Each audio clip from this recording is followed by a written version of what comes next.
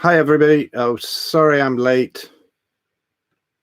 I had to change browsers. It was crazy.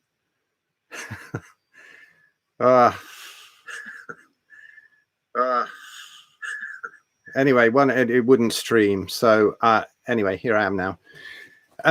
So sorry about the crazy lighting.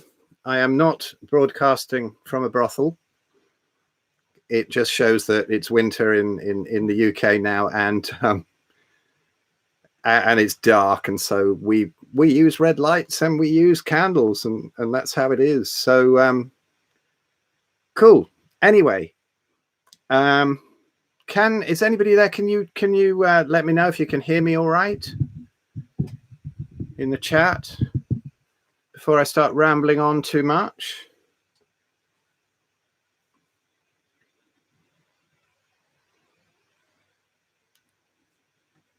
Yeah, is that okay? Anybody there? Cool. Thank you so much. Hello, Anna. Hello, Thomas. Hello, Scott. Right, before I start, yes, I'm sorry, Thomas. I'm sorry about the video. It's just red lights here in the evening in the UK, but hey, it doesn't matter. That's how we are. The video's always crap in the evenings because we just use low red light. But hey, you know, I'm here. Yeah, I wanted to mention a couple of things before we go on.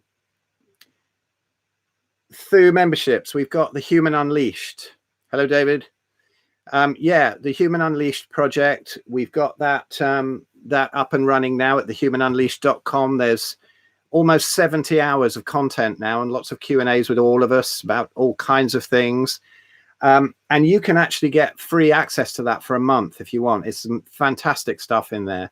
It's Dr. Jeremy Ayres, me, Graeme, Norbury, Ben Hunt, fantastic stuff. And yeah, the membership, you can get free membership by buying a raffle ticket. And we've got, for $29, we've got a raffle ticket for our upcoming Carnivore and Beyond conference with Sean Baker, with Dr. Jeremy Ayres, with Bobby Risto, Holly Reeves, Ava LaRoche, Lisa Bailey, me, Graeme Norbury speaking. But it's just a beautiful place in Spain, wonderful retreat, wonderful resort, swimming pool, just gorgeous food from a Monday to Friday. Anyway, you can win a free room there. It's like a couple of $1,000s for a room, but you can win one for $29, but you get free access to Thu for a month, which is $29 anyway. So nobody misses out. Everybody wins.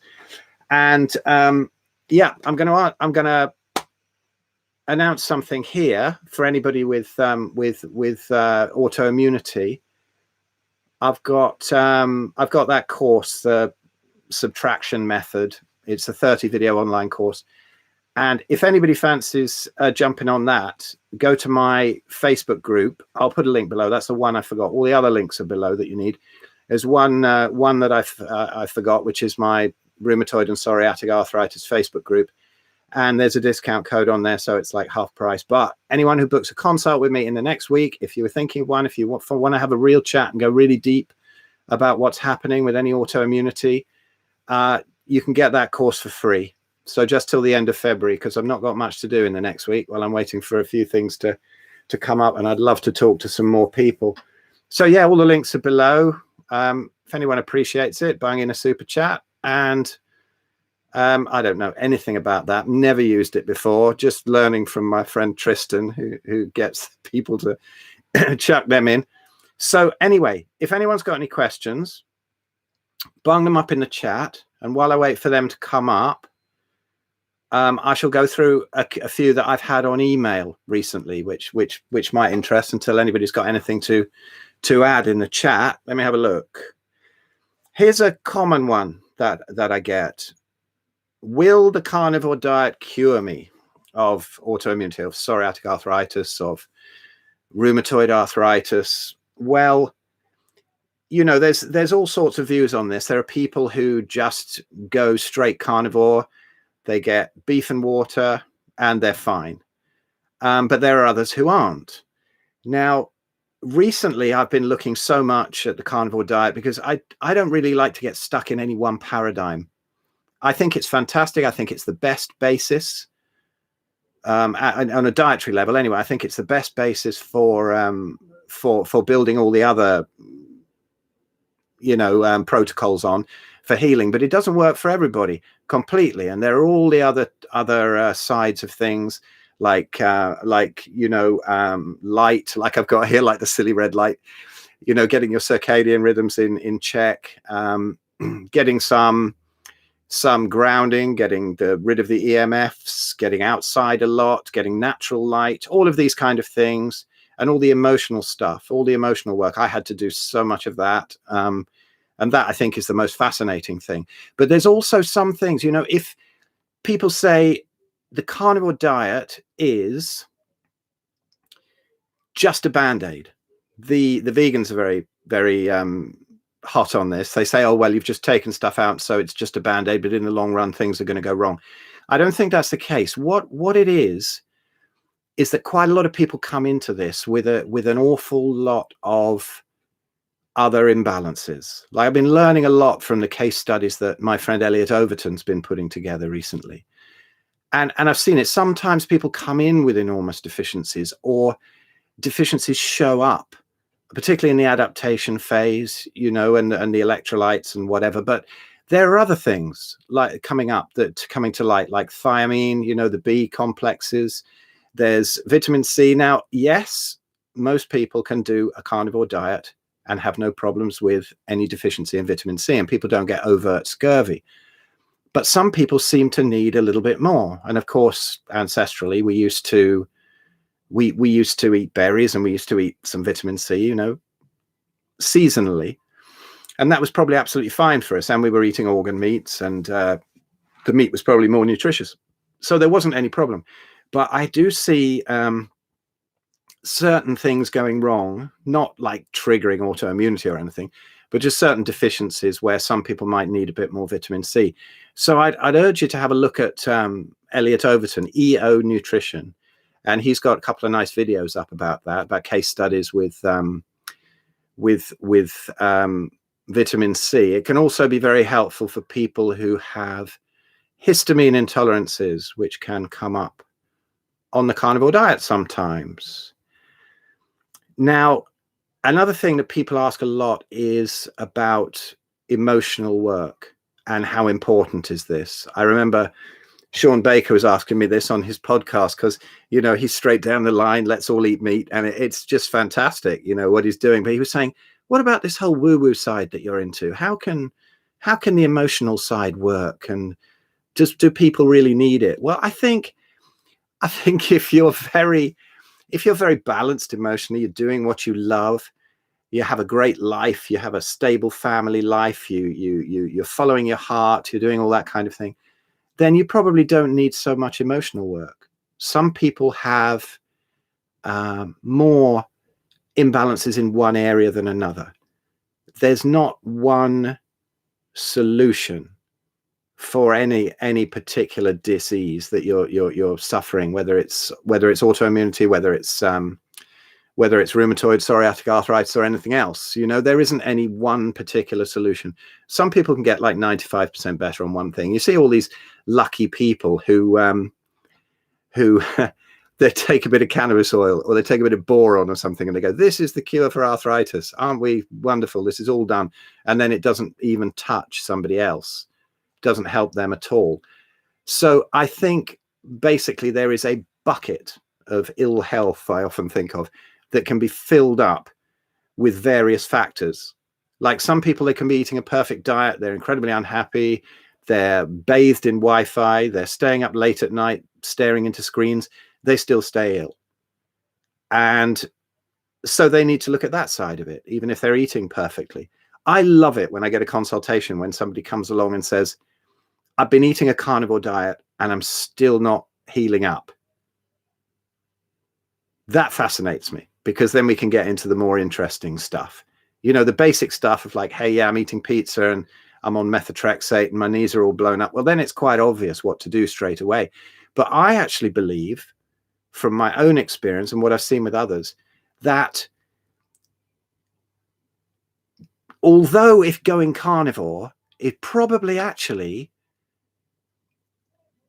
can fix like 80% of those issues straight away. But is it the actual cause? No, because you see an awful lot of people who eat regular diets and they don't ever get autoimmunity, right? Now, my thoughts on this are that when you see these wonderful cases of remission from cancer, and they go, oh, I just changed my attitude, I did this, I had some great vision or something like that, and their cancer goes away. Now, I believe that's possible. I absolutely believe it's possible. And in fact, 2 of my joints, both my ankles, I fixed in a week with an emotional issue. Totally went away when other joints were raging, and I didn't change the diet in that time. So I think probably they can be at the root of it, and paying attention to carnivore diet and whatever can take away 80 to 90% of the symptoms. Is it the cure? It can be for some people if it's just a simple leaky gut. For other people, no. So you have to delve deeper. And that's the side of it that I really love. I love it when somebody comes along and then you have to listen to their personal stories, instead of talking about diet all the time, which is fun and rewarding too. But when somebody comes along with some kind of emotional issue, it's wonderful. You can listen to them for about half an hour, and there's always a theme. There's always something coming through that you can see that they're troubled about. And as far as I can see, very often the main symptom that you have in anything, the main symptom is connected to your main worry. So whatever it is that is keeping you up at night usually hits the part of the body that is suffering the most. And quite often you have to go through a few layers of that before you find it. And as I've mentioned a lot of times, I think EFT is very useful for unwinding these kind of stresses and false beliefs, that kind of thing. Byron Katie's work at thework.com. She does some great work of actually figuring out whether a belief is real or something like that. That can be our biggest fears, of these beliefs, these terrors that keep us awake and freak us out during the day. So Byron Katie's work is very useful for that. Yeah, so that's what fascinates me. I think all the subtle things are very cool to deal with. Right, let's see if we got any other ones. Okay. What about probiotics on a carnivore diet? Specifically, most people usually ask. Well, I think my view of probiotics, from my own experience, and again, what I've seen with a lot of carnivores, I've seen people leading into carnivore, particularly when they're keto, they're on a keto diet and they've got some vegetables in there in the diet. They do really well with probiotics. They do really well with sauerkraut and kimchi and kefir and even some of the commercial probiotics, which I think are by and large a waste of money. Probably better to make your own. But we used to have, fridge full of sauerkraut and kombucha and all of that kind of thing, and used to take it quite regularly when I was actually on a keto diet. But when I went fully carnivore and dropped the last of the veg out, I felt absolutely no need for it at all. Digestion was absolutely perfect. And I see a lot of people saying this. I think it's only a matter of experimentation. If you want to experiment, I mean, we're all different. If you think that there's some issue with the stomach, with the gut permeability, and you want to experiment with probiotics, then try it. But I think, referring to the work of my friend Zofia Clements at Paleomedicina in Hungary, and she tells me that they're finding that when they do the gut permeability tests, if there's even a little bit of plant matter left in the diet, it's showing that the gut doesn't completely heal. So I would say that, it's very difficult to tell when you've had a really, really leaky boat and there's been tons of holes and the water's pouring in. It's very difficult to tell the difference if you plug 99 of those 100 holes. right? It still seems like it's great, but has it completely healed? And what Zofia and her husband Chabatot are doing there, I mean, it's fascinating, because they're doing those PEG tests, the gut permeability tests, and they can actually see that the gut lining never totally repairs until the last of the veg are taken out. Now, this could, if you're eating the right things and not too many veg and whatever, this could actually feel like the symptoms have completely cleared up. In fact, mine did. When I wrote the book, I hadn't even gone carnivore yet. I hadn't gone fully carnivore. I was still keto. And I used to I used to think, yeah, absolutely fixed. But I noticed far more benefits when I did drop the last of the veg out. And that's something that fascinates me, like the more complicated cases like multiple sclerosis, things like that seem to only heal when like those last bits of broccoli and spinach go, you know, which I think is amazing, really, because it would be kind of understandable if people coming straight from a fully Western sad diet and then they went carnivore or keto and things started to fix. That would be understandable. But when these people are coming in already on a keto diet, very high fat, lots of meat, a little bit of broccoli, suddenly they drop the broccoli and things come into place. I think Zofia and Chaba there in Paleomedicina really have something going that they're discovering there.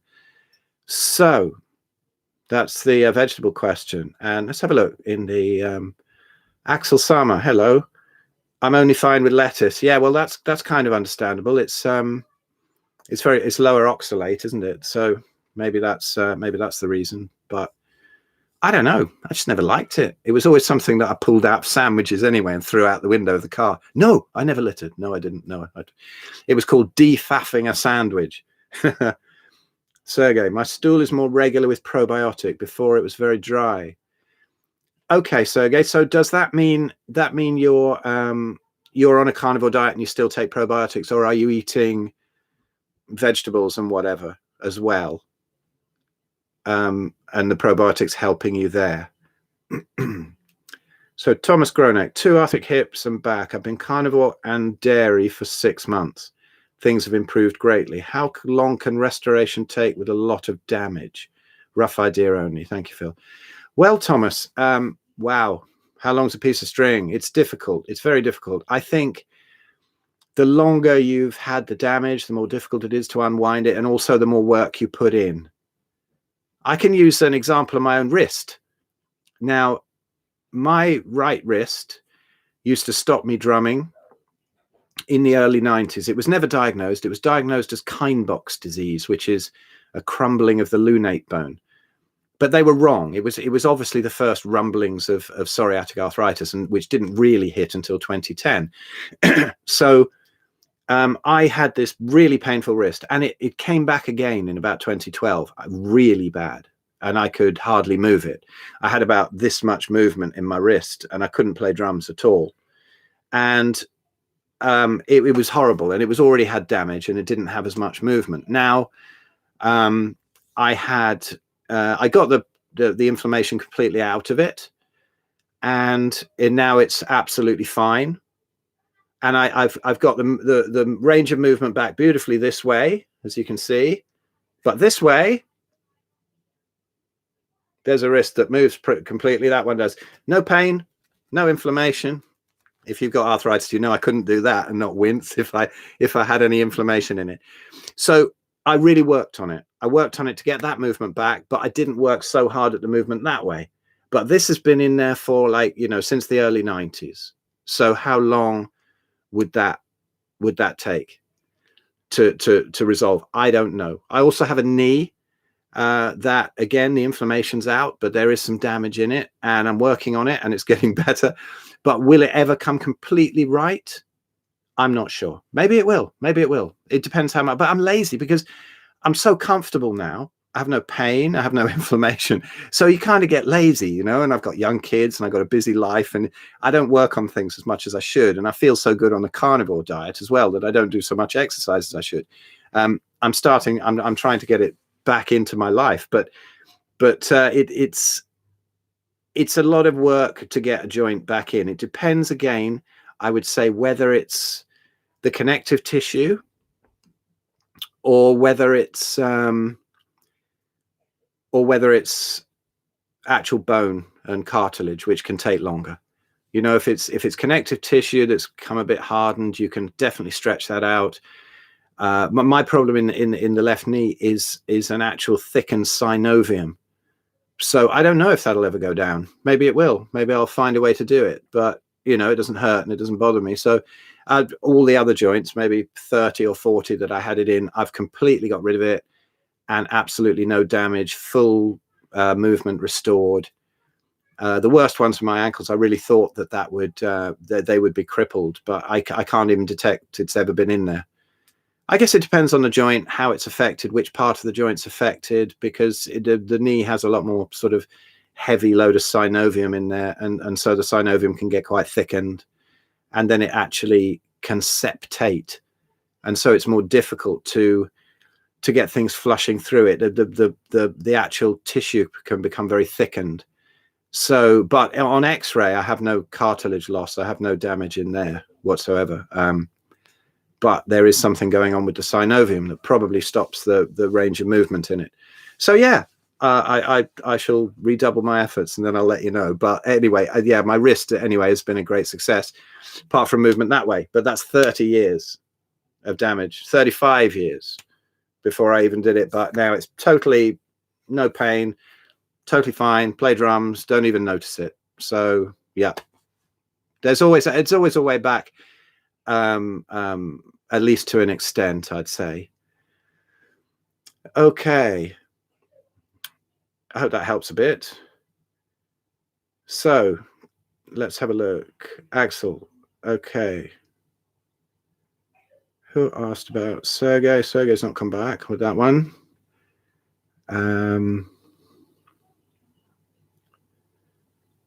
Carnivore for 1 month, David. Eggs with egg whites, ground beef steak cooked with butter. Still taking Embrel and methotrexate. No noticeable difference so far. Okay, David, what I'd say to this, honestly, I think eggs are a big problem, particularly the whites, and even butter. I know it sounds daft, but how little change that is, but how much difference it can make. Honestly, I think I think you'll notice a big difference if you cut the eggs. Okay, egg whites can be a problem for a lot of people. Even egg yolks can be a problem, but less so. I think the only way you're ever going to know is a proper elimination diet. You're going to just go back to beef and water. Honestly, beef, lamb and water, beef, lamb, fish and water. Very high fat, you know, get the fatty lamb, fatty beef, cut all the dairy. Honestly, cut all the dairy. It makes a lot of difference at the start. As the gut heals, I think the body can put up with different things more, if you see what I mean. My view on it always is go to beef and water. This is the way to do it. This is the way I wish I'd done it. But I faffed about for so long because I thought, well, eggs are fine because they're carnivore, blah, blah, blah, all these things. Now, here's how I would recommend people to do it. Go back to fatty ruminant animals and some oily wild caught fish, and that's it until you're 6 months symptom free. When you're 6 months symptom free, start to reintroduce stuff. And for me, the order to reintroduce would be pork or chicken. Well, chicken isn't that nutritious, and it usually is rather inflammatory because it's been fed the wrong stuff, as is the case with pigs. If you can get truly free range pork and chicken, then reintroduce one at a time every 2 weeks. Every 2 weeks. You've got to know how exactly what's going on. If you reintroduce one thing a day, you're not going to know. Even once a week, sometimes the symptoms can come on in 20 minutes. Sometimes the reaction can take days. So to know what the reaction is and know exactly what it is, you've got to be that strict. I realize there's probably very few people who've ever done it this strictly, but this is the only way to know in your own personal physiology. So I would say first things, pork and chicken, if you have to, maybe not chicken.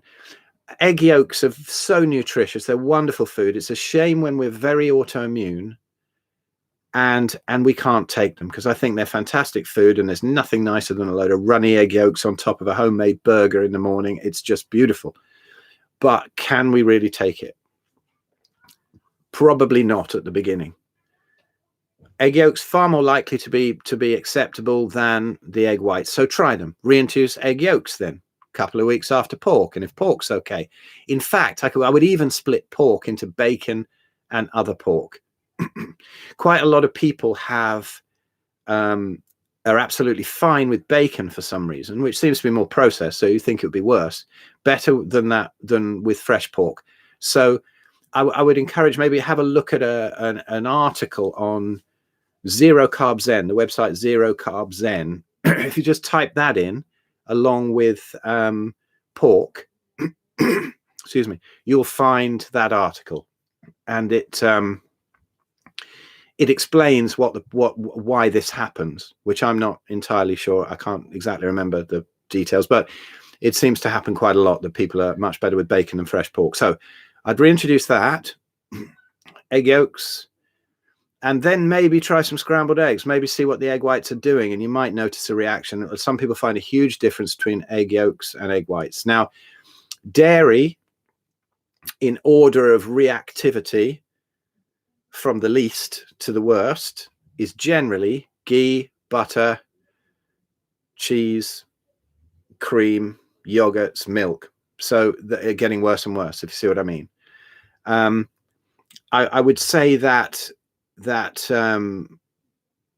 butter, often people don't notice anything. Like my years, I went carnivore in 2015, and I was eating butter, and I was eating, that was it for dairy, right? Occasionally a little bit of cheese. I'd make like this wonderful butter and cheese sauce and cream for a barbecue occasionally in the summer, and that was it. And I didn't feel like I was reacting to it. The joints weren't anyway. But then my partner was diagnosed with Graves' disease last winter, about a year ago, a bit more, which she's doing brilliantly with, by the way. Finally got her to go fully carnivore, and things are unwinding gorgeously. All the weight's come back on, and thyroid levels back in ranges. It's very cool. But back then, Zofia, we were talking to Zofia from Paleo Medicina about this, and she said even a few molecules of dairy in Graves' disease will keep it ticking over. So I said to her, well, listen, you've got to give up dairy completely. I'll go with you. We'll get rid of the butter out of the house. And I thought, oh, this is awful, because I love butter on a steak, and I loved it on the burgers with egg yolks on the top and so it's just gorgeous. I mean, butter's great, isn't it? And I just replaced it with tallow, good grass-fed tallow that we were rendering down from the local grass-fed farm, and we were rendering this tallow down, and I swapped it with tallow, and it was amazing. I sinus issues cleared up that I thought were to do with central heating and whatever in the winter, and they vanished. And also I dropped a load of weight. Like, I didn't have much weight on. I mean, I was quite lean with a flat stomach and whatever, but suddenly abs popped out, and I wasn't eating any fewer calories. It was just the change from butter to tallow. So there was obviously something inflammatory in there that was creating something, although it wasn't even hitting my joints. That's why I would say go right back, drop the dairy out, and whatever. So, but after the chicken and the pork's reintroduced and the egg yolks, I would say have a go with reintroducing dairy if you miss it, and starting with butter. Then try some hard cheeses. Then try some cream. You know, you might get away with it. You might not. I don't know. Again, it's some people are fine with it. Some people aren't. It depends. Okay. Yolk is protein. Dump the slimy white. Shanta. 90% of yolk is, well, actually, I think there's more protein in the white, isn't there? But I totally agree with you. Most of the nutrients are in the yolk, and it's by far the most delicious. When I was a kid, I used to have to dump the white. I couldn't eat it at all. It really, lots of butter and scrambled eggs, great. I could eat it, but I tell you, it's the rubbery egg whites on a fried egg. I can't eat that. It's revolting. My body was definitely telling me something. And all those years when they said, "Oh, the white's the one to eat and throw away the yolk because it was just nonsense, wasn't it?" But reintroduce that. Galapagos gal. What are the wrong things for pigs and chickens to eat? Diet high in omega-6, maybe. Well, yeah. I think the wrong things for pigs and chickens to eat are all the crap that we feed them, all the sort of byproducts of our awful crops. Feeding chickens, we get chicken in the supermarket and it says organic corn-fed chicken. I go, can't eat it. It's walking corn. It's been fed all this crap. I mean, chickens are little dinosaurs. If you leave them alone, they will go and eat mice and shrews and voles and frogs and insects and everything. If they've eaten that, then the meat is probably absolutely great to eat, but it's so rare. Even people who let chickens run around in the wild, they still go and throw grains at them all day long.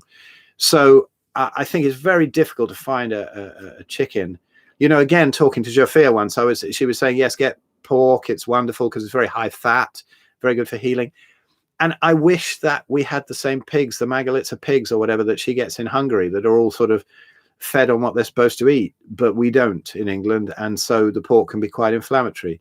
For most people, they won't notice. Like if somebody comes to me with diabetes, I don't think it makes any difference whether they eat pork or whether they eat beef to their symptoms. It's still going to go away. If it's just a matter of leptin and insulin resistance, something metabolic.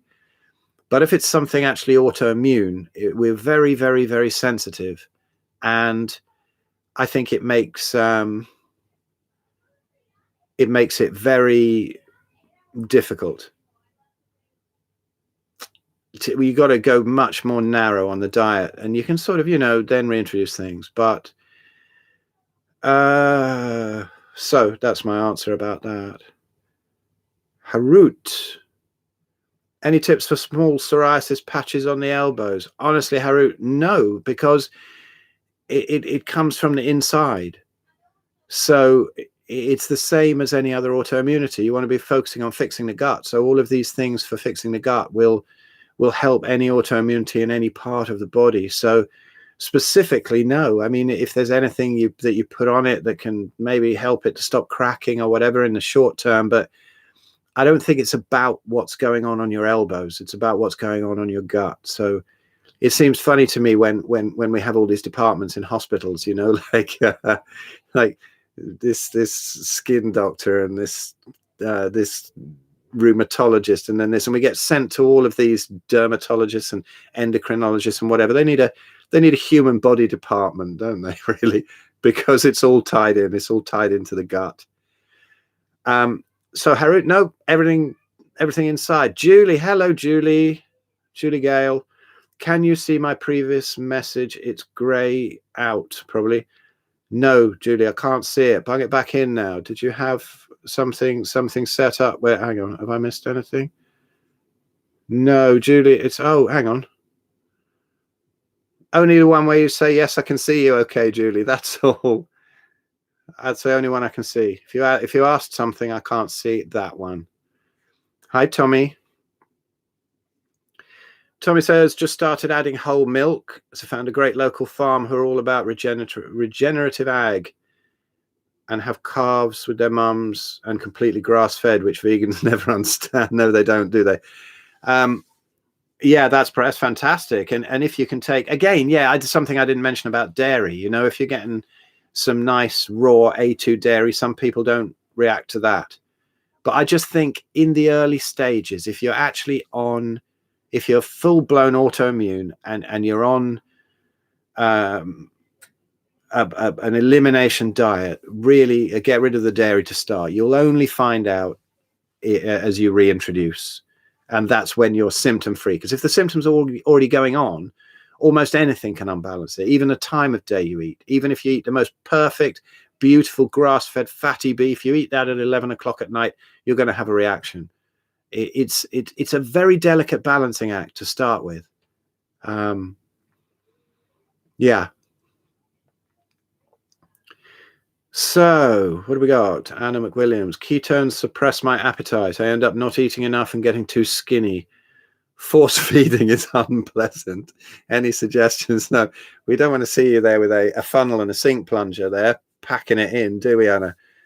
Yeah, I understand. I don't want to eat dairy due to what paleomedicina say about it. Yes, I know. Well, Anna, my answer to that is it depends what stage of your healing you're at. I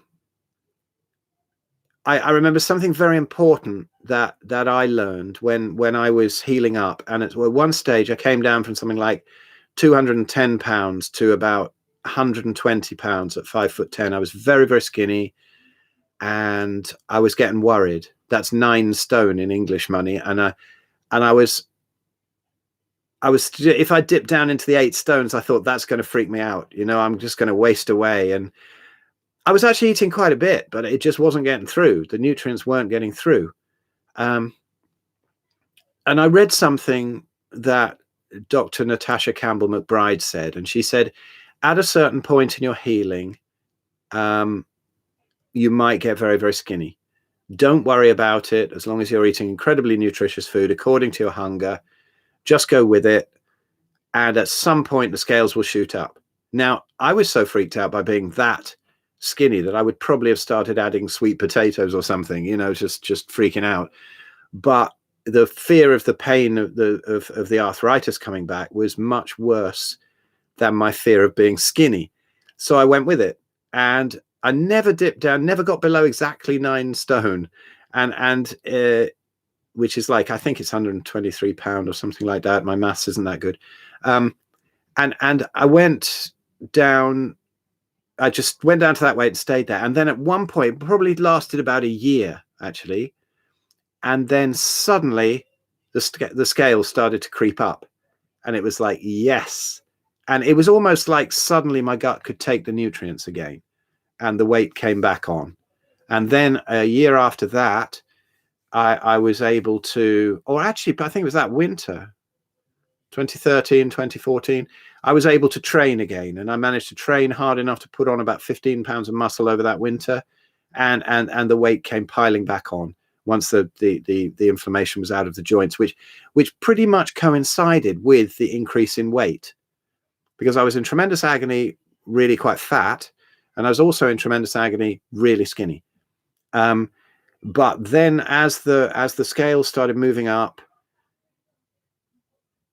the inflammation really was gone, and I started to be able to train, which was marvelous. I just felt so good. So I would say be patient. I would say if you're eating really good, nutritious meat and adding some organ meats as well, like paleomedicina say, you're going to have the most nutrients that you can get from that. I wouldn't actually even worry about it, really. It depends how skinny you're getting. Paleomedicina, I've talked to Jafir about this as well, and she said that there is pretty much the same as what Natasha Campbell McBride said, that, you know, if you get skinny, you get skinny. There are times when you can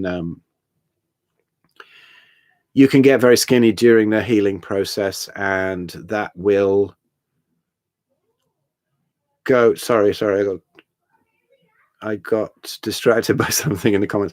Yeah, that will come right in the end. So don't worry, but just eat really, really nutritious food. If you can't eat much, just make sure it's the stuff that's the most packed with nutrients. Galapagos, let's see what you're saying now. I've never feared getting too skinny, but after going keto for a month, I found I was too nauseated to eat more than 2 or 3 bites of meat. Still trying to figure out how to overcome that. Yeah, it's a difficult one, isn't it? But what exactly is it that is worrying you? Is it the high fat content? Is it the different types of meat? Are some meats better than others? Quite often I've seen people get around this with an emotional issue, you know, with with emotional stuff, when you work on that, and then you can not only change your tolerance to meat, because sometimes it can be something that's instilled in us, and sometimes it can be, you know, like you say, that you're not getting enough, and you're just getting fed up with it all. Sylvia, pork here in the US is the scariest shite ever, sticking to grass-fed beef. Yeah, I know, I miss it. I want roast pork, I want crackling and stuff, but I don't eat it, because a little bit of bacon sometimes, and I'm fine with that. But roast pork, I don't know, it's not ideal. So yeah, the too nauseated to eat meat, more than 2 or 3 bites of meat. It's an interesting one, isn't it? I mean, is there any way that you can try other stuff, like try some pate, some good quality pate, or just vary the meat so that you're not so sick of it? Or is it absolutely all meat? Yeah, that's an interesting one, isn't it? Not eating enough, lowering metabolism, no emotional issue, never had an issue eating meat before going keto. That's one that I just love. I mean, when I'm faced with that one, that's the one where I'd like to grab you for an hour and really go through and see what we can do. Galapagos gal, is that like every meat, every type of meat, or just is some worse than others? Or is, sometimes I find, I mean, with me, sometimes I find I have to really change up what I eat. Like not even maybe the types of meat so much, although I do. Like, I'll wake up one morning, I'll go, I know it's a beef day, or I really fancy lamb today. Or sometimes I want something really fatty, and sometimes I don't. Or sometimes I need oysters. You know, they're so nutritious, and I don't eat them that much. But sometimes I think something in my body tells me I need a load of oysters, and so I'll go out and get them and eat them. Just do them raw. I don't particularly like them. They don't make me gag like I used to with them, but they're okay. But yeah. So beef worse, then pork, chicken okay. Yeah, I know. Okay, well, it's, how about lamb? What's lamb like? Do you have access to lamb? That can be really nice. I mean, I find I'm eating more and more ground meat. Actually, we ran out of money recently, and so we're just eating a load of ground meat. But I really love the lamb burgers. That's something I can eat really quite a lot of when I'm sort of eating beef burgers and I'm going like, oof, I've had enough. Lamb burgers, I can eat loads of them. And actually, so can the kids. They love them. My missus hates them, but the kids love them. And they seem to be nicer cold as well. So you can sort of take them out as your carnivore biscuits. So if you have access to ground lamb, maybe try that. Or, you know, if you haven't got raging autoimmunity at the time, there's nothing wrong with using some spices. You know, try and pick some low oxalate ones and use some spices and see if that can increase the appetite a bit more. But honestly, if you're really, really autoimmune, it depends what stage you're at. You know, some people are absolutely fine with a few spices. So yes, what else we got? Beef west and pork, fat pork ribs would be so delightful. Perhaps one day. Yeah, I know. Farming with cherry. Love you, Phil. Oh, thank you, Sylvia. Love oysters. Have fantastic ones where I live. Well, there we go. Chuck some oysters in. I mean, that's nose to tail, isn't it? So, if that's a nose to tail animal, and it's raw, fantastic. You don't really get better nutrition than that. I'm with Jack Cruz on that. I think it's fantastic food. So go for it. Get some oysters. Go for some seafood for a bit. Maybe that's what your body needs. Maybe you'll be able to eat more of that. Like the other day, I made some salmon, some wild caught Alaskan salmon, and I did it in tallow. And I thought, this is going to be a bit boring, but it's in the freezer. I better eat it. Honestly, I couldn't stop eating it. I could not stop eating it. I thought, I can't eat much of that. I'd much rather have beef, but I've been eating so much beef and lamb. and I made some of this salmon, and I just ate bowls of it, tons. Like my body said, yeah, this is what we needed. Couldn't stop. So maybe swapping it up, having some seafood. And I gave it to my son as well, who's 4, and he usually only eats what he calls steak with a spoon, which is, you know, cooked up ground beef or burgers, and he doesn't eat much else. And I gave it to him thinking he's going to refuse that. He's a fussy little bugger. And he just ate loads of it. So, you know, sometimes. Sylvia, pig, not pug. Yeah, I got that. I thought, great. That's going to, if there's any vegans spying, it's going to be, look at them. Look at these disgusting carnists. They're eating dogs. Hey, Deborah, how you doing? Nice to see you drop in. Silver player. Never tasted oysters. Go on, get on with it. Check them out. Pastured lamb, not yet tried, but will do. Great, go for it. Yeah, just mix it up. After eating burgers continually, I just start smelling leather everywhere. Yeah, love salmon too. God, I was hoping you meant pig, not pug, Sylvia. Yeah. Let's not eat dogs. I think we'll get in terrible trouble for that. We've got bad enough PR as it is. Oh, I've had some unbelievable vegan attack on my Facebook these last couple of days. It's actually been quite hilarious, but guy went absolutely mad with death threats and everything. It's so funny, isn't it? Just diet, man. Just if we could just get rid of this this idea that it's cruel, this idea that meat causes cancer, this idea that it's unholy, just get rid of that, and then we can all just go, hey, okay, let's look at it sensibly. But this vegan carnivore war, it's ridiculous. But it's quite funny watching the carnivores sitting there chilled out, just laughing, and the vegans going absolutely nuts, and their veins popping out of their foreheads and blowing up or whatever. Are oysters okay with histamine intolerance? You've got me there, KJ. I'm really not sure. I think I don't know. I'm not really so good on histamine intolerance because I don't think I've ever had it. So I don't know. Anybody here know anything about oysters and histamine intolerance? I would say that, you know, the main thing that has that gives histamine intolerance is things that aren't fresh, and oysters are very fresh usually. I mean, half the time they're actually still alive, aren't they, when you open the shell and eat them? So I would say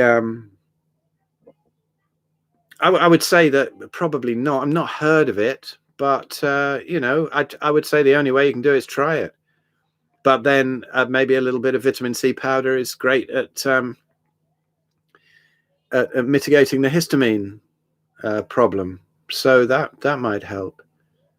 Anybody here know about oysters and histamine? Okay, vegans are the most reasonable and peaceful. Yes, they are, aren't they? Yes, very bizarre. Deborah, I'm unable to be unhappy on carnivore. I don't think I've got pissed off either. I know, it's funny, isn't it? It's funny. It takes something really massive to knock me off kilter nowadays. Do you think sunbeds are worth bothering with during the gloomy UK winters? Anna McWilliams. Hi, Anna. Yeah, well, yes, I think yes, but they have to be the right type. And I would say that I'm not such an expert on that. What I'd really recommend that go and join my 100% carnivore group, or find me on Facebook if you're not already there, Anna, and ask Graeme Norbury, my friend Graeme Norbury, for a rundown on which are the best sunbeds and what to do. He actually linked me to a great article. I'll see if I can remember what that was, or ask him and maybe link that up. Some types are pretty good, and I think I'm going to have to swat up for myself actually, because I was thinking of going and grabbing a few sunbeds as it comes out of winter now. Some of them good, some of them not so good. I know that. Pick the right one. Galapagos gal, I'm allergic to almost everything airborne, but I have no problems with raw oysters. Yeah, that helps. Sure. Yeah, I found that my allergies went down hugely. I used to suffer so badly with hay fever. You know, the months of June and early July, I would just be face down with a wet flannel on my eyes and whatever. I couldn't even go outside. It was terrible. But now I have to actually look around to see if it's hay fever season and to see if other people are sneezing. It's just heaven. I remember one time walking along with the missus and walking along the banks of a canal, and there was a huge field of grass, and it was very sunny and quite windy. And there was a cloud of pollen blowing across. And I thought, God, that would render me absolutely incapable of doing anything. Had it been 5 years ago, I thought, that's going to be a problem. That's really bad. And we walked through this massive cloud of pollen. And I think by the time I got back to the car, I'd sneezed like once, and that was it. It was gone. It was incredible. That would have floored me for 24 hours. Fantastic. Yeah. Jack Cruz might be a resource. Yes, probably. I've not heard him talking about histamine intolerance with oysters. In fact, the first time I had a proper meal of oysters was at a meal with Jack Cruz in a restaurant in London. That was a hell of a night. That really was. We all got tremendously mashed, and it was a lot of fun. But I ate a lot of oysters and realized they weren't really so bad after all. Wow, that was such a long time ago. That was like 2015. It's really that much time gone past. Apparently, the nutrients in oysters are good for boosting DO, but I was concerned about eating them, as some say shellfish can be high in histamines. Yeah, it depends on your reaction to histamines, how bad it is, I guess. Maybe stay on beef for a while, get off the histamine roundabout, and then very fresh beef or whatever, and then see what happens with the oysters. Down a couple one day and see what happens. Yunk9, what a great name. Thank you for all the work you're doing for the carnivore cause. Thank you. That's really sweet. Yeah, it's so funny being stuck as this carnivore guy. It's so weird. I mean, I have a background in more in that sort of yoga and meditation and stuff, and of course some vegan was shouting at me this morning that it's absolutely impossible to be spiritual if you have any meat whatsoever and murder animals, that kind of thing.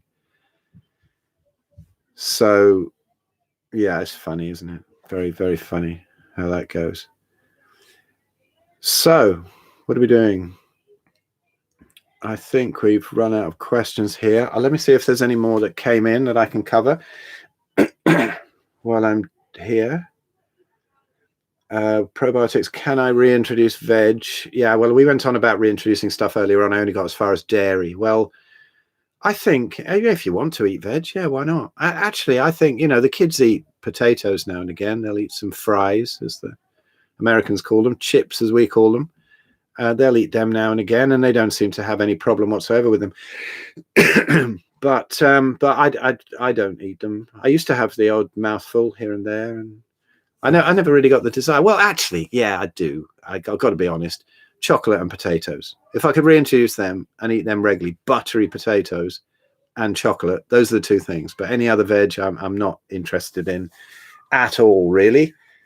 And having had horrific kidney stones from my oxalate overload, back in 2012, 2013, maybe, as that the oxalates came out, I really have no desire to start eating spinach again or anything else like that. So sod that, as we say in England. And this is another question I had, which was to do with oxalate dumping, and is there a way of slowing it down? Well, it's a new buzzword, isn't it? Everything's being blamed on oxalates at the moment. Oh, you get this rash, that rash, it's oxalates. You get this kidney thing, it's oxalates. And a lot of the time it can be, particularly if we're going carnivore very quickly and the oxalates start coming out. It's a really common thing, but it manifests differently in different people. And it can be so many things, from styes on the eye to gum problems to rashes to sort of cloudy urine, thyroid issues, all sorts of things. But I think nobody really knows. I mean, even after listening to a lot of Sally Kay Norton, who seems to be sort of at the forefront of this whole oxalate thing, and my friend Elliot Overton, who's done some wonderful interviews on it. I don't know, and nobody actually has an exact science on this, but if you're getting oxalate issues, well, to me, I would probably just risk it, and I'd just say, hey, just go carnivore and let them come out, because they can take years anyway, but it does tail off. But I mean, the agony I went through, I would say only if you know that you're prone to kidney stones or any other serious oxalate issue, which you probably won't know, but you might know if you're if you're prone to kidney stones. If you are, it might be wise to taper off oxalates to maybe slow down the dumping of them. But will that work? I don't know, because when I came from my my ridiculous vegan experiment and juicing spinach and almonds every day and all that sort of crap, and I was full of oxalates, and then about 3 months into keto, I started getting horrible kidney stones. I got a really massive one stuck in the ureter that had to be lasered out. But I was still eating veg at the time, so I didn't go straight into carnivore, and yet I still got oxalate dumping. So how do you control oxalate dumping? I would be amazed if anyone in the world actually knows. So I think, you know, the minority of people get kidney stones anyway. So I think most oxalate issues with people are to a rash here and there and this little problem here and there or something where with the dumping, and most people are absolutely fine. So I think, to be honest, from everything I've learned, I think it's the luck of the draw. People put together these programs of sort of slowing down, having like maybe a sweet potato a day, maybe then half of one, maybe a quarter of one. I see stuff like that to slow down the oxalate dumping. I don't know. I don't know. I don't think anyone knows. I think just hang on to your hat, cut the oxalates out, and pray you're not somebody who forms kidney stones. But, you know, as medical procedures go, they can. It's one of the good things in modern medicine. They can actually get them out. They can break them up and get rid of them for you, as they did with me. Even though afterwards they said, you better cut back on the protein or you'll get more kidney stones. Well, in the last 7 years, I've had no kidney stones and I've eaten nothing but meat. And so that's obviously nonsense, isn't it? So they're starting to figure it out, that it's high oxalate foods. Okay, what else we got? Lamb burgers are yum, Shanto. Yes, they are. They're great. Illiberal autist. People have such great names, don't they? Been carnivore for a few months, feeling great, and just did my first water fast. Had the first anxiety attack of my life after the 3rd day water fasted. Any idea why this would happen? Well, yes, kind of. Yeah. I think, you know, so many times through history, fasting has been used to open up the consciousness and to, you know, widen the spiritual perception, if you like. To me, having had 1 billion anxiety attacks in my life, usually from the after effects of taking too many hallucinogenic mushrooms back in 1979. I mean, heroic doses over a period of about 3 months that affected me for about 30 years. And I was always prone to anxiety attacks. To me, what stopped them, well, what defused them when they were happening was never to fight them, because an anxiety attack is just fear of fear. You're not quite sure what's going on. You get this cycle of fear, and down you go, down the plug hole. If you instead, when the anxiety attack happens, just sit there and say, how big can we make this? How anxious can I get? Let's let this wash right over me and expand. I'm going to jump into the very core, the black hole in the middle of this anxiety. And you jump in there and you realize there's nothing there. There's nothing really powerful there. And this kind of thing, this is putting you in this state of mind of sort of heightened perception, loads of ketones, probably on a physical level or whatever, from quite a few days into water fasting, is exactly what people are aiming for with the fasting. but it depends whether you surrender to it or not. I guess it's the same as an acid trip, isn't it? People have bad trips, but if they can suddenly surrender to it, that trip can turn round. So that's my answer on the water fasting.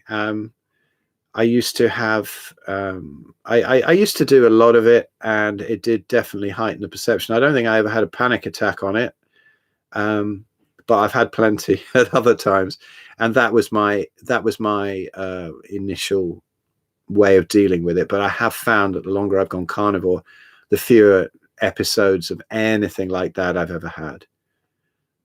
So yeah, it just seems to calm everything down. If you're fasting, I mean, why, if you're getting anxiety attacks while water fasting, unless you're actually going for that, that sort of heightened state of perception, why would you why would you bother, really? I wouldn't fast if your body's sort of firing back on you like that. Just do a 24-hour fast now and again, or maybe try a shorter dry fast. 1 night, 1 day, 1 night. I'm starting one now, actually. I'm going to do one tomorrow, and it's new moon, time to do something. I can't be bothered with a liver flush. I was thinking of doing a liver flush tonight, but then I thought I've got to drink some Epsom salts at about 6 p.m.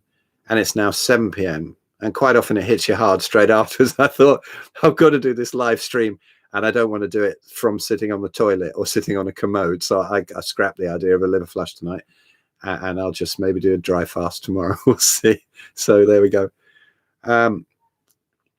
KJ, how did you get rid of the kidney stones, Phil? Well, yeah, like I said, I just went carnivore and they never came back.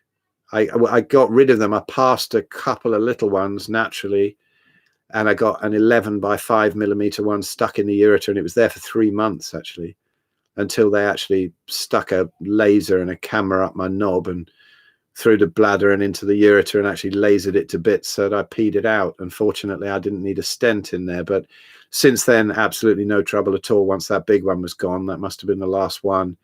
I guess the oxalate dumping kind of stopped.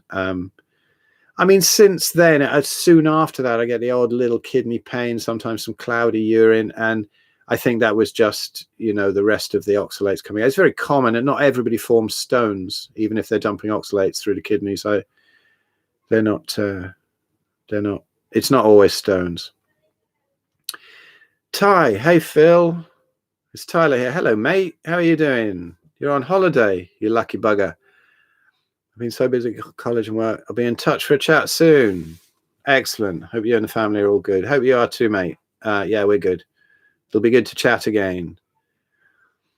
Yunk9, such a cool name.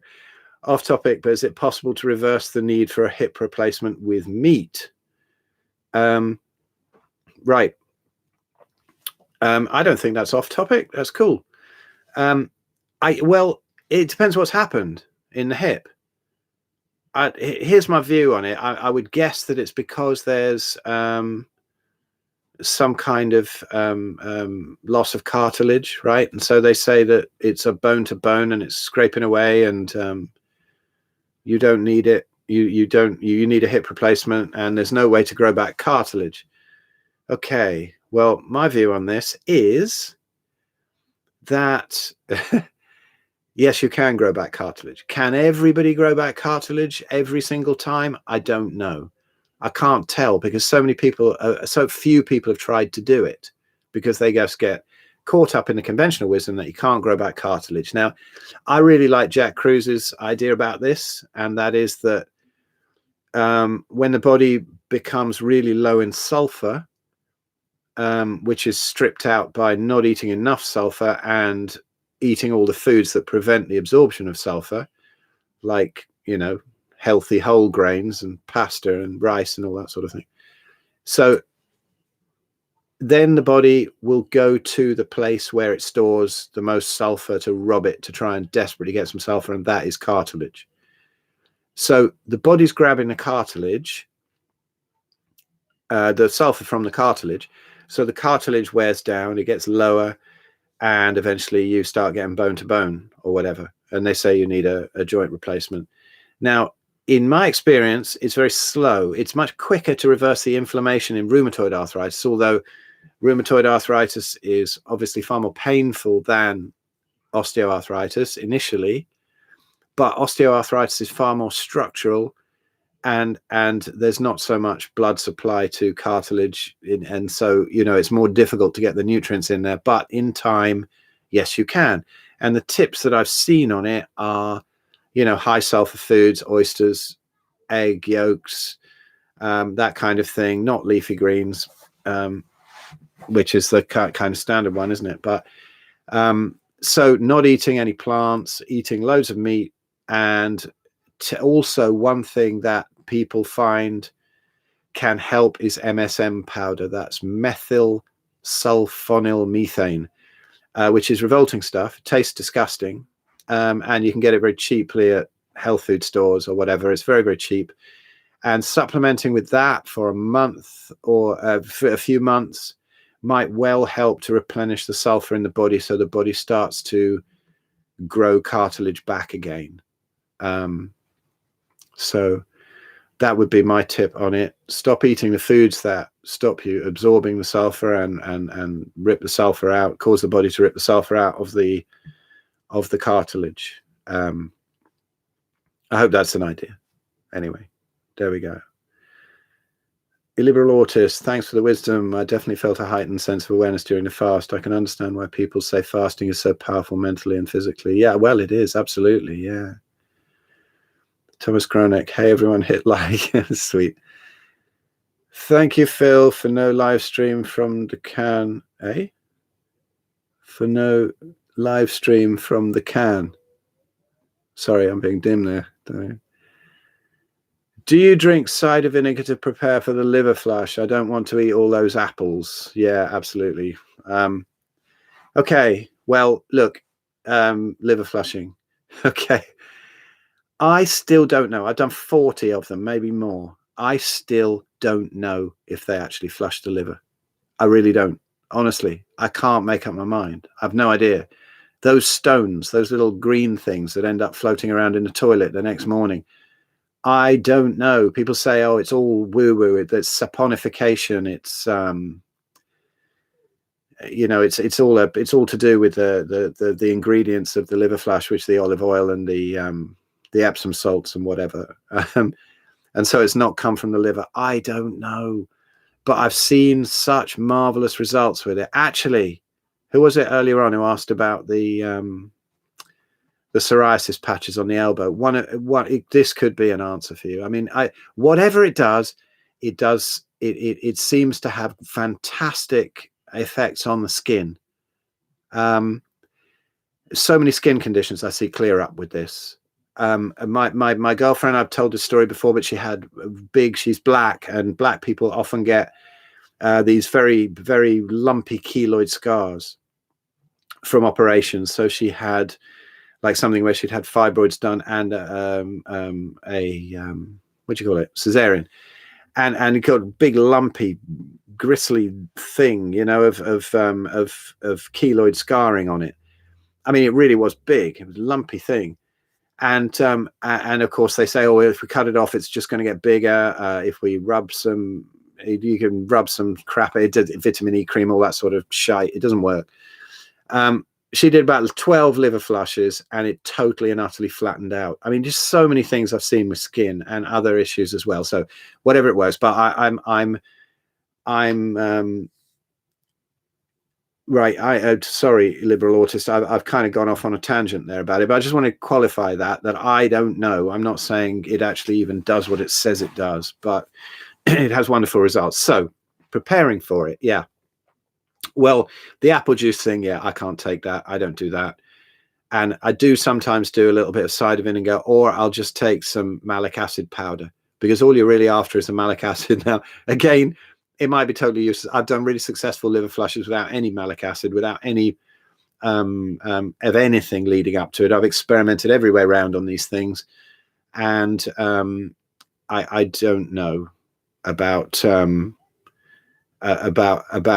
the absolute necessity for malic acid, because it's the theory is it softens up the stones. But are there any stones? Is that what's happening? I just don't know. I really don't. So I do take it occasionally just to cover my bases, and I usually take it in the form of magnesium malate, because I'll just take a bit of that in the morning, because sometimes it's nice to bump up the magnesium anyway, isn't it? So I take a few magnesium pills, magnesium malate pills here and there, maybe some malate powder, but I haven't got any lying around. I used to have it lying around. So yeah, I used to have it lying around.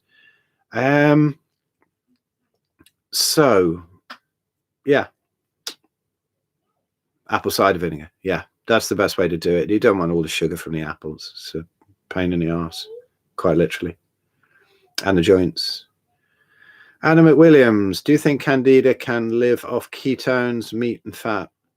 Some say yes, some say no. I'm inclined to believe Chaba, who says no. Whew. I don't know. Also, I've seen reports different ways around. I would probably believe Chaba. I've got an idea that people who think it can live off meat and fat probably haven't done the meat and fat for long enough. I sound like a vegan and I did it wrong, but I have an idea that they probably didn't do it long enough to starve out the Candida, because it's a bit stubborn, isn't it? So again, I don't know, because I've not had personal experience of it. I've seen people who've got rid of it on a carnivore diet. Did they get lucky, or was it all down to getting rid of the sugars? I don't know. Honestly, don't know. Let me know. Tommy Kelly, I actually tore my cartilage the other day. I have to go for MRI scan as soon as available appointment, given painkillers, possibly getting surgery. Yeah, well, you know, I can't comment on that. I'm not an orthopedic surgeon. I can't tell whether you need surgery or not. I mean, sometimes you do, if it's really trashed, I guess, but I don't know where to draw the line of whether you do or not. I'm sure a lot of people get operations when they probably don't need them, and vice versa. They don't get them when they do need them. So I don't know. I don't know. Have to, but you know, eat the best and you'll recover from it the quickest. So good luck with that, mate, and I hope it all comes right for you. You always will keep Candida. It's normal in the body. Reduce on meat and fat. Absolutely right. Yeah, Mr. Alex there. Absolutely right. I mean, all of these things are in us all the time, aren't they? You know, it's like the old what's it called? Pleomorphic germ theory and stuff that we're just about to do. I'm not an expert on this, but you want to hear Jeremy Ayres expound on this for a while. So join up with the Human Unleashed, and we're about to do an episode on the pleomorphic germ theory. Young Nine, you are very welcome. Galapagos Gal, liberal autist, maybe the increased adrenaline from the fast. I like it personally. Yeah, I know what you mean. That's definitely a factor too. Yeah, I do know. So, Harut, how would you repopulate the gut after heavy antibiotics for multiple weeks for pneumonia? My psoriasis seems to have started a few months after leaving the hospital. Yeah, well, like, yeah, I would think that's probably the case, mate. I just, you see, this business of the microbiome, I don't know how to repopulate the gut, and I don't even know if it's necessary, and I don't believe that anybody in the world understands the microbiome. I really do not believe that's the case. It's such a young science. People are looking at this individual bacteria, that one, then they're discovering new ones, and they're small children in a whole new world. As soon as I listen to somebody who says they understand the microbiome, I just think they're bullshitting. So I honestly don't know. Again, like the Candida, stuff is always in there. I think the best way to let the body heal after heavy antibiotics is to eat the right foods and just wait for the body to rebalance itself. I don't think anybody can guess as to which exact bacteria have been destroyed after a whole course of antibiotics. I honestly don't know. So I think if you just, I mean, for me, it's like my autoimmunity course. It's called the subtraction method. I'm just for taking things out, remove as many influences as you can. So, take as many things out the diet as you can. And then it could work either way. I think, either that allows the gut to repopulate the bacteria that it wants, or the body can run on a simplified microbiome. But then again, people say a carnivore diet simplifies the microbiome, so you're compromising gut health. But then some studies recently have said that it's increasing the diversity of the microbiome. So who knows? I mean, there's so many things to do with light as well. They're seeing microbiome changes depending on how well you adhere to circadian biology. I think the best way to replenish the gut microbiome is to eat as close as you can to a simple, basic reset diet, which is a high-fat carnivore diet, and get a load of sun. And if you can, and make sure your circadian biology is in sync. Have a stupid red light up here, like I do, so that nobody can see you on the video, and just suck it up. Just do that. Don't watch TV at night. Get up in the morning, get your feet on the ground, get the natural light in your eyes to start off the melatonin production and kick off the cortisol cycle, and I'm sure the body will fix itself quick enough. I don't have any specific things for the microbiome, and I think if anybody says they do, they're probably bullshitting. Because how can anybody know? It's like, these fecal implants, sometimes they work wonders and sometimes they give people terrible trouble because we're guessing. We're shooting a mouse with a blunderbuss. That's a ridiculous analogy I just thought of. So just too much is going in, and we don't know what we're doing. And some people have had fecal implants and they've got really fat. They've got it from people who have a weight problem, and suddenly they get really fat. It's fascinating. The microbiome thing is fascinating. I think it's going to be decades before we understand it, really. So, Galapagos gal, bone health on a keto carnivore diet. My ma is obsessed with the idea that we must have low-fat dairy and dark leafy greens, the devil, because we need to take in calcium. I think the RDA of calcium is ridiculously high, and I think it's aimed at people who are on a standard diet, and then it's probably wrong anyway. I think I don't think so. I think if you're worried about it, have some sardines with the bones in, and maybe have some bone meal, or get some bone broth. We have a lot of bone broth. Or Paul Saladino is really into sort of bone meal and crushing up eggshells and stuff. I don't think it's necessary. I don't see any bone density. I'll tell you the best thing for your ma, if she's obsessed with bone density. Get on a keto carnivore diet and do a lot of jumping. Jump up and down. There's some studies, I think, that have shown that even if you just jump like a dozen times a day, it increases bone density. It's putting a weight bearing,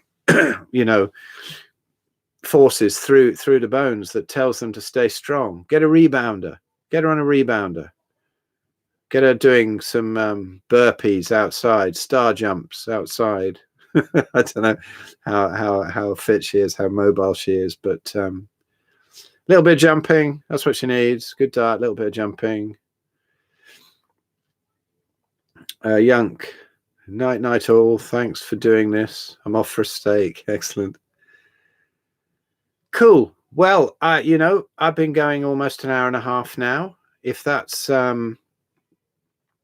if there's anything else, she walks at least 2 hours a day. Pretty sure her bone health is fine. Yeah, well, cool. That's fantastic. I'm sure she does. I'm sure she is if she's doing that. Certainly doesn't need to worry about low-fat yogurt or any crap like that. Going to go to some local hot springs and get some light. Nice. You're very lucky. Any hot spring I've got is a bath. Just worried about yours. Oh, I see. Well, you do a bit more jumping then. Why would she be worried about your bone health? Well, it's nice of her, but why would you be worried about your bone health? Have you had a bone density scan? It's come down or something? No, you'd be fine, I'm sure. Just you know, go out on those walks with your mum and do a bit more jumping around, jump down a hill or something. Right. Okay. So just to remind people who weren't here at the beginning, didn't see the beginning of it, I think we run out of questions, and it's been about an hour and a half, and it's been fun. Thank you so much for the questions. It's been lovely chatting to you. And don't forget, I've got this offer on. If you do want a consult, you get my course free, and that's $99, that course. So all the links are below this, I'm sure, that you can find. And please don't forget, there's 1 week left now, 1 week to get a $29 ticket for a raffle to win a 2,000 quid room at our Carnivore and Beyond retreat. Honestly, last year was fantastic. Go to the link below. It's Carnivore. No, it's not. It's thehumanunleashed.com/conferences. And you can see videos of testimonials from last year's speakers and participants, beautiful videos. I've got a whole playlist on my YouTube channel of beautifully filmed and recorded testimonials from last year. It's such fun. Lifetime friendships were made. So many people who went last year have rebooked for this year. Spain, May the 11th till the 15th. And everybody who goes in for that, it's limited to 100 tickets. Everybody who goes in for that will get a free month's membership to The Human Unleashed, access to last year's talks from the conference and this year's talks when they come out. So that's like about $90 there, as far as I know, I think. So free access to The Human Unleashed. I can't say how brilliant these guys are who I'm working with at the moment. Dr. Jeremy Ayres, Graeme, Norbury, Ben Hunt. 70 hours of content on there, all sorts of stuff, great expert interviews, lots of stuff with us on every single subject. And it's not just diet. It's everything to do with health and even money unleashed, which I'm useless with. So I'm really learning from the guys about basically every way we've been fooled. So you get access to that. Go and check out the videos on the conference. Grab yourself a raffle ticket. It closes in a week. You get all of that, and you might win a 2,000 quid room to come and hang out with us. And it's just the best week out. It's just fantastic. So guys, thank you so much. Go buy a raffle ticket. Book me out for a consult in the next week. If you book me out for a consult, you get my autoimmunity course for free. I'll give you a code that will give you it for free. And my Facebook group, Rheumatoid and Psoriatic Arthritis, Mitochondrial Health and Carnivory. What a ridiculous mouthful. I've got to shorten that sometime, but that's the Facebook group. I'll put the link in. That's not in there now, but you can probably find it. If you come here from the Facebook group, you're already in there, but there's a code now to get it for $49. But if you book me out for consultation, you get that course for free. I think it's great. 30 videos covering every single aspect of healing, from autoimmunity, the subtraction method, take all the crap out of your life, everything from diet to emotional. Stephanie Summers, you bought the raffle ticket last week. You've been binge watching the content. Well done. Yeah, come on, look, guys, it really is great. And you never know, Stephanie, you might be there in May. So see, there's some great stuff on there, and it's quite funny. You know, we're a bunch of naughty boys too, and we have a lot of fun on there. So cool. Lovely. Okay, guys, I'm going to disappear now, and I'm going to veg out in front of a film with my blue blockers on, with red lights on, and with a screen on the front of the TV. I haven't seen normal colors on the TV for years. It's a whole house is just, everything's red. I tell you, helps you sleep so much. Okay, guys, speak to you soon, and I'll see if I can do these a bit more regularly if everybody likes and stuff and things. Okay, one quick question's just popped up there. Which blue light blocking glasses do you recommend? Well, if you look on my channel and look for, just put my name in and blue blockers probably, and you'll find a review I've done on them. These ones are my friend Matt Maruka's Ra Optics. And I also have some of Andy Mant's Blue Blocks, Bulublox. If you find my video doing reviews of these, I've done a couple of blue blocking reviews, and also I have a video that is what's it called? The 10 top tips for better sleep or something, and I go through how to hack your house for better sleep and some blue blocking glasses tips and stuff. And the links below will get you discounts. I'm unashamedly an affiliate for these guys, because I bought so many cheap sets of blue blocking glasses, and they're crap, and they don't really block the blue, and the optical quality is not very good. I should have just bought, they say buy cheap, buy twice, don't they? So Andy Mant's Blue Blocks, and actually I'm on Andy Mant's podcast next week. It'll be nice to chat to Andy. I feel like I know him because I've talked to him so much over Facebook and email, but he's a lovely guy. And Matt Maruka I do know well, and I've spoken to him many times. He's a good friend, and he's been on The Human Unleashed as well. There's a lovely interview with him. Amazingly knowledgeable young guy, and his glasses are great. So I would say, from what I know, Ra Optics, Blue Blocks, both fantastic quality, great after sales service. Just depends which one of them has the style that you like the best. So there you go. Cool. All right, guys, I'm out of here. See you later. Bye. Buy a raffle ticket.